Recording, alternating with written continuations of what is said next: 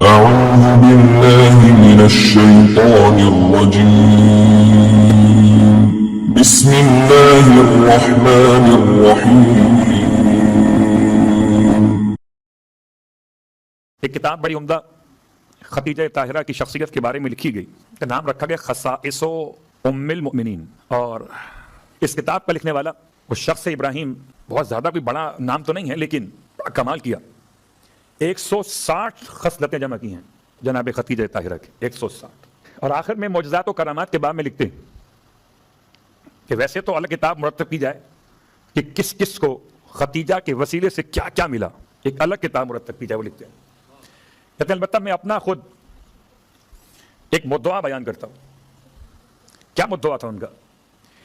کہنے لگے کچھ پریشانی تھی گھر میں کہ بیٹے کے یہاں ولادت کا موقع تھا، گھر میں پریشانی تھی۔ میں نے ویسے ہی ذہن میں آیا کہ اگر خدا مجھے میرے بیٹے کے یہاں بیٹی عطا کرے تو میں نام مولود کا رکھوں گا خدیجہ کے نام پر۔ کہتے ہیں کہ میں نے ایسے ہی مطلب کوئی روایت نہیں پڑھی تھی، کوئی واقعہ نہیں پڑھا تھا، ذہن میں بات آئی تو کہتے میں نے ولادت کے بعد جب بیٹی عطا ہوئی یعنی ان کے بیٹے کے یہاں تو نام رکھا خدیجہ۔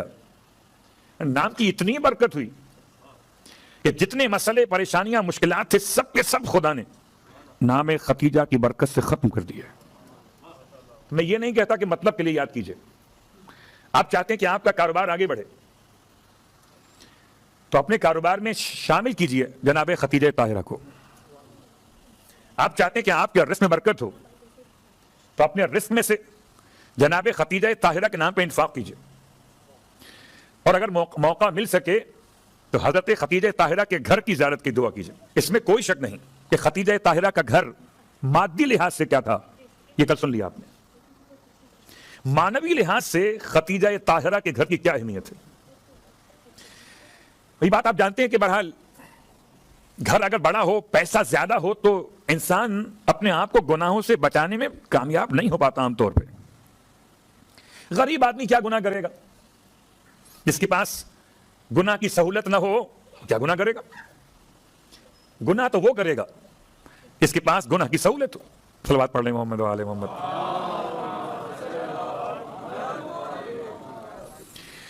تو اب اگر تلاش کیجئے کہ اتنے بڑے گھر میں رہنے والی خاتون، اتنے سارے کاروبار کا سرمایہ رکھنے والی خاتون، زمانے جاہلیت میں شراب عام ہے، زمانے جاہلیت میں زنا عام ہے۔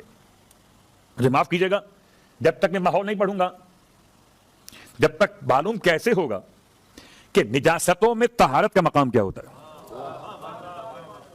یا یوں بات بدل دیجئے کہ جہالتوں میں علم کا مقام کیا ہوتا ہے۔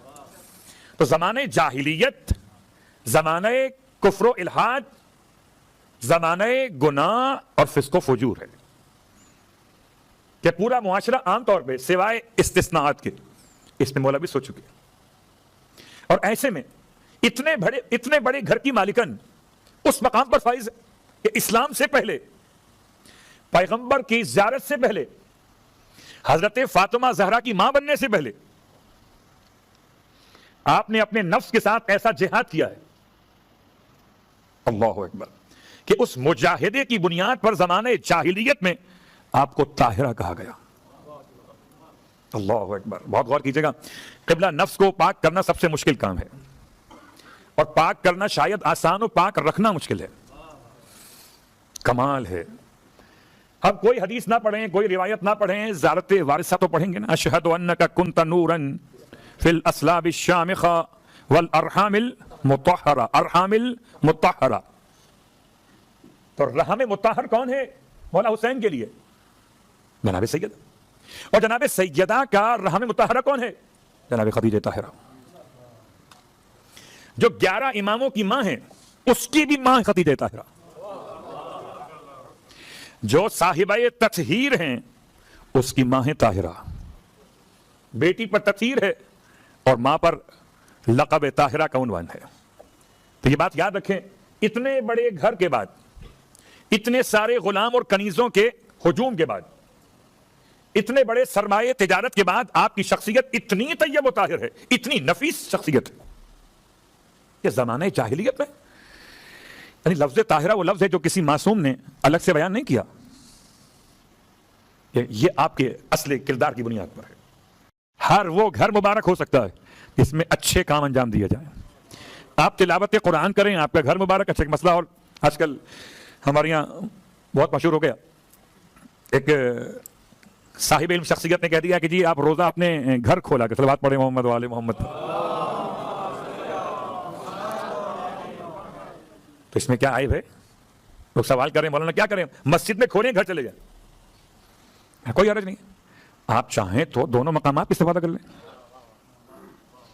اگر گھر پہ ہوں تو افضل گھر پہ کھولنا ہے، اور اگر اللہ کے گھر میں ہوں ابھی الگ بات ہے۔ بہرحال میں اس طرف نہیں اپنے آپ کو موڑوں گا کہ آیا مسجد میں کھانے پینے کا انتظام کرنا فقہی لحاظ سے کیسا وہ الگ موضوع ہے۔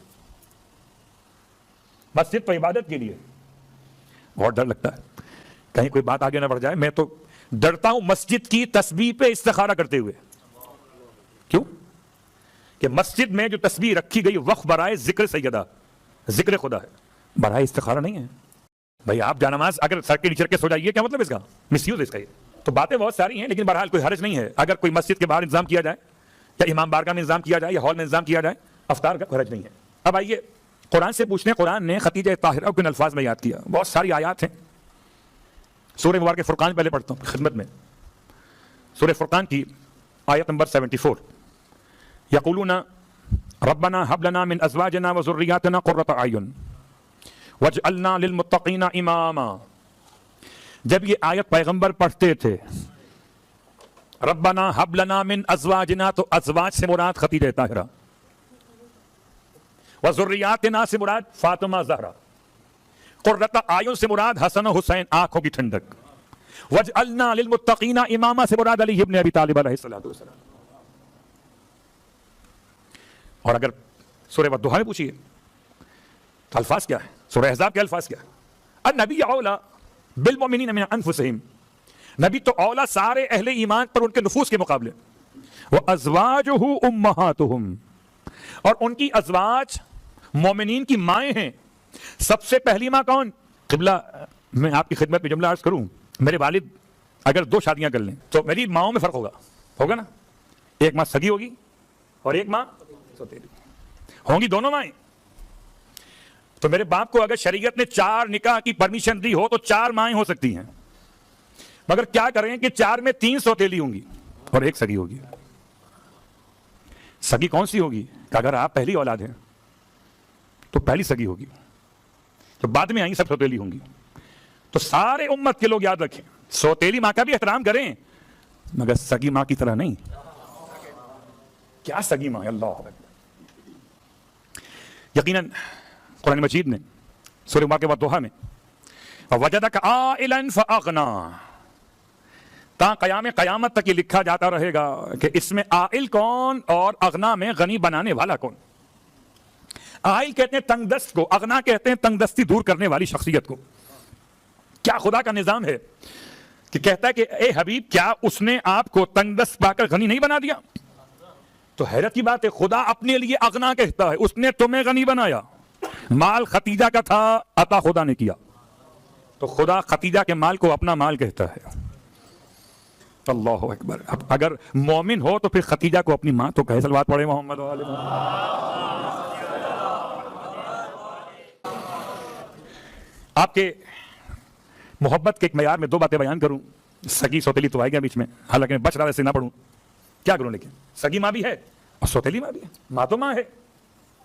تو سگی ماں کی مثال محبت کے حوالے سے آپ کیا سمجھتے ہیں کہ خدیجہ طاہرہ کو پیغمبر سے محبت تھی یا پیغمبر کو خدیجہ طاہرہ سے محبت تھی؟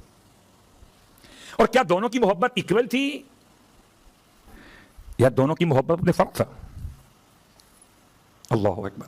کتاب کفایت الطالب، شیخ گنجی شافعی نے اس کتاب میں روایت کو لکھا، عجیب روایت ہے، ہمارے یہاں بہت کم پڑھی جاتی ہے، جو کہ ہم اس طرح اس بات کو واضح نہیں کرتے۔ فرماتے پیغمبر انی رزقت حبھا، خدیجہ طاہرہ کی محبت خدا نے مجھے رزق میں عطا کی ہے۔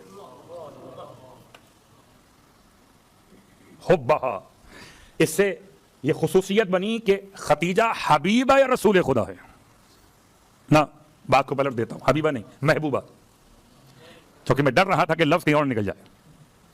ایک ہے محبوب، ایک ہے حبیب. حبیبہ خاص جناب سیدہ کے لیے ہے. حبیبہ تو حبیبک، تیرے پیغمبر تیرے حبیب کی حبیبہ. کون؟ فاطمہ زہرا بیٹی حبیبہ ہیں اور خدیجہ محبوبہ ہیں. اللہ اکبر. کیا فرق ہوا کہ حبیبہ اسے کہتے ہیں جو محبت کرے، جس سے محبت کرے اسے کہتے ہیں محبوبہ. اللہ کے رسول فرماتے ہیں انی رزقت حبہا. اور شاید یہ بات اتنی آسان آپ کو نہ لگی ہو تو میں آسان کر دیتا ہوں. جب کبھی نکاح کے صیغے پڑھے جاتے ہیں تو خدا رحمت و مودت کو ان دو کے درمیان خود سے اتار دیتا ہے. اگر مجھ جیسا کوئی مولوی آپ کا صیغہ نکاح پڑھے تو خدا رحمت و مودت کو اتار دے، اور اگر ابو طالب جیسا قاری نکاح پڑھے، مجھ جیسا پڑھے، تب بھی خدا کہتا ہے کہ محبت اور رحمت قرار دوں گا. سورہ روم تفصیل کا وقت نہیں. اب آئیے اس روایت میں آپ کو محبوب ہے رسول خدا، بہت غور کیجئے گا. سارے وہ القاب جو کہیں اور فٹ کیے گئے ہیں وہ اصلاً القاب خدیجہ طاہرہ ہے. محبوب ہے رسول خدا.